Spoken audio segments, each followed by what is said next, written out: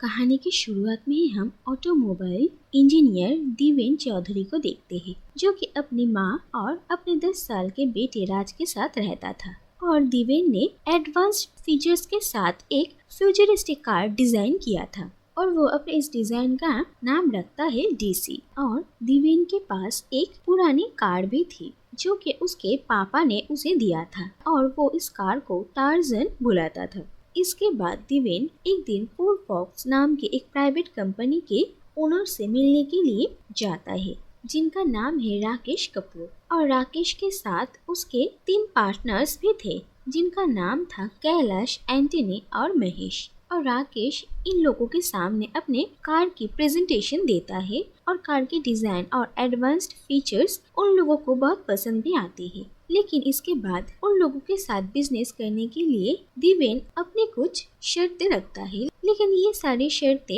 इन लोगों को पसंद नहीं आती। और इसके बाद दिवेन वहाँ से चला जाता है और किसी और कंपनी के साथ बिजनेस डील करने का फैसला करता है। लेकिन राकेश और उसके पार्टनर्स दिवेन की कार की यह डिजाइन चोरी कर लेता है और अपने कंपनी के नाम पर रजिस्टर भी करवा लेते हैं। और जब दिवेन को ये बात पता चलती है तो उसे बहुत गुस्सा आता है और वो पुलिस कंप्लेन करता है। लेकिन इसके बाद वो जिस पुलिस इंस्पेक्टर के साथ उन लोगों से मिलने के लिए आता है, वो पुलिस इंस्पेक्टर संजय दरअसल राकेश के लिए ही काम करता है। और फिर ये इंस्पेक्टर उन लोगों के साथ मिलकर दिवेन को बहुत मारते हैं और उसे उसके कार के साथ एक तालाब में फेंक देता है और वहीं पर ही दम घुटकर दिवेन की मौत हो जाती है। इसके बाद हम देखते हैं कि 12 साल बीत चुके हैं और दिवेन का बेटा राज अब बड़ा हो चुका है और वो एक कॉलेज में पढ़ता है। और राज जिस कॉलेज में पढ़ता था उसी कॉलेज में प्रिया नाम की एक लड़की भी एडमिशन लेती है। और पहले दिन ही राज प्रिया की हेल्प करता है और प्रिया राज को बहुत पसंद आ जाती है। इसके बाद हम देखते हैं कि राज करता सिंह नाम के एक आदमी के गैराज में पार्ट टाइम मैकेनिक का जॉब भी करता है। इसके बाद देखा जाता है कि प्रिया और राज धीरे धीरे अच्छे दोस्त बन जाते हैं और राज प्रिया से प्यार भी करने लगता है और वो डिसाइड करता है कि वो प्रिया को अपने दिल की बात बता देगा। लेकिन वो बहुत डर रहा था। लेकिन उसके कॉलेज के कुछ बूढ़े लड़के प्रिया के ड्रिंक में नशे की दवाई मिला देते हैं, लेकिन वो ड्रिंक राज पी लेता है और इसके बाद वो नशे के हालत में प्रिया को प्रपोज करता है। और ये बात सुनकर प्रिया बहुत हैरान होती है। लेकिन राज को होश आने के बाद अगले दिन सुबह वो प्रिया से जाकर माफी मांगता है और प्रिया उसे कहती है कि उसने जो कुछ भी कहा वो उसे होश में कहना चाहिए था। लेकिन प्रिया भी कहती है कि वो भी उससे प्यार करती है और इसके बाद वो दोनों डेट करने लगते हैं। तो दूसरी तरफ हम देखते हैं कि एक भंगार वाले के पास राज को उसके पापा की कार टार्जन दिखती है, जिसकी हालत अब बहुत बुरी हो चुकी है। लेकिन उस कार को लेने के लिए राज को 5,000 रुपए देने पड़ेंगे और राज 5,000 रुपए देकर वो कार ले आता है और अपने गैराज के ओनर के हेल्प से वो उस कार को रिपेयर करता है और राज इस कार को पूरी तरीके से बदल देता है।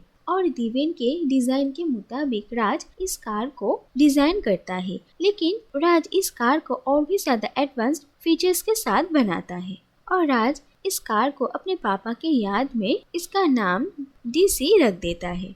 लेकिन इसके बाद हम देखते हैं कि दिवेन की आत्मा इस कार के अंदर ही थी और वो इस कार को कंट्रोल कर लेता है और उसे जिन लोगों ने मारा था उन लोगों से बदला लेने के लिए वो इस कार का इस्तेमाल करने लगता है। और धीरे धीरे एक एक करके वो राकेश के साथ उसके जितने सारे पार्टनर्स थे उन लोगों को मारने लगता है। और इंस्पेक्टर खुराना इन सारे केसेस को इन्वेस्टिगेट कर रहे थे और इन्वेस्टिगेट करते करते उन्हें राज के इस कार के बारे में पता चलता है और ये कार राज की थी और इसीलिए इंस्पेक्टर खुराना राज पर ही शक करते हैं कि उसने इन लोगों को मारा है। लेकिन राज को कुछ भी समझ में नहीं आता क्योंकि वो इन लोगों को नहीं पहचानता था। और खुराना जब राज को अरेस्ट करते हैं तो उसके सारे फ्रेंड्स करतार सिंह और प्रिया भी उसे बचाने के लिए पुलिस स्टेशन पहुंचते हैं। और इंस्पेक्टर खुराना के पास राज के खिलाफ कोई पुख्ता सबूत नहीं था, उन्हें बस राज पर शक था, इसीलिए उन्हें राज को छोड़ना ही पड़ता है। लेकिन इसके बाद एक दिन राज कॉलेज से निकलकर देखता है कि उसकी कार अपनी जगह पर नहीं है और फिर राज जाकर पुलिस में कार की मिसिंग रिपोर्ट लिखवाता है और वो कार फिर से अपने एक खूनी का मर्डर करके वापस घर आ जाती है। और ये देखकर राज को भी शक होता है और वो टार्जन को जंजीरों के साथ बांध देता है जिससे कि वो अपने आप चलकर कहीं ना जा सके। तो दूसरी तरफ हम देखते हैं कि राकेश कपूर जो कि अब तक लंदन में था अब इंडिया वापस आ जाता है और हमें ये पता चलता है कि प्रिया दरअसल राकेश की ही बेटी है और राकेश को इंडिया आने के बाद अपने सारे पार्टनर्स के मौत के बारे में पता चलता है और वो ये सोचकर हैरान होता है कि आखिर किसने उसके सारे पार्टनर्स को मारा है। तो दूसरी तरफ प्रिया राकेश को अपने और राज के बारे में बताती है और अपने पापा को कहती है कि वो राज की दादी से जाकर उन लोगों की शादी के बारे में बात करे। और राकेश प्रिया के साथ राज के घर में जाते हैं और वहाँ पर उन्हें पता चलता है कि राज दरअसल दिव्यन का ही बेटा है। और ये बात पता चलने के बाद राकेश को समझ में आता है कि कहीं न कहीं उसके पार्टनर्स के खून के पीछे राज ही है और राज ने जानबूझकर प्रिया के साथ प्यार का नाटक किया ताकि वो राकेश तक पहुंच सके और उसे मार सके। इसके बाद राकेश प्रिया को लेकर वहां से आ जाता है और वो प्रिया को राज से मिलने के लिए मना करता है और प्रिया को जल्द से जल्द अपने साथ लंदन ले जाने का फैसला करता है। तो दूसरी तरफ जब राज को ये बात पता चलती है कि राकेश प्रिया के साथ उसकी शादी नहीं करवाएंगे तो राज और उसकी दादी माँ प्रिया के पापा से बात करने के लिए जाते हैं। तो दूसरी तरफ दिव्यन की आत्मा भी राकेश को मारना चाहती थी क्योंकि अब सिर्फ वही बचा है।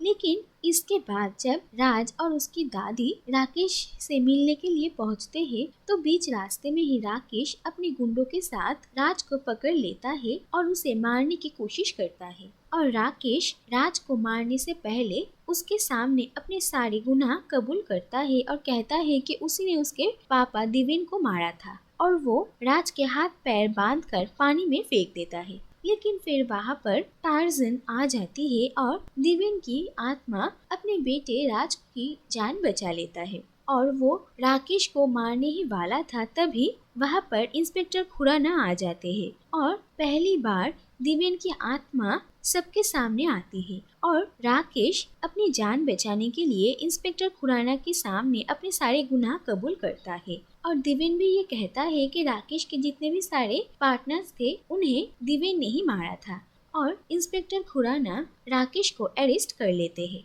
इसके बाद दिव्यन एक आखिरी बार अपनी माँ और अपने बेटे से मिलता है और राज प्रिया और अपनी माँ से अलविदा लेकर अब दिव्यन हमेशा हमेशा के लिए चला जाता है और उसे मुक्ति मिल जाती है। और आखिर में हम देखते हैं कि राज और प्रिया अब खुशी खुशी एक साथ रहने लगते हैं और इसी के साथ ये कहानी यहीं पर ही खत्म हो जाती है।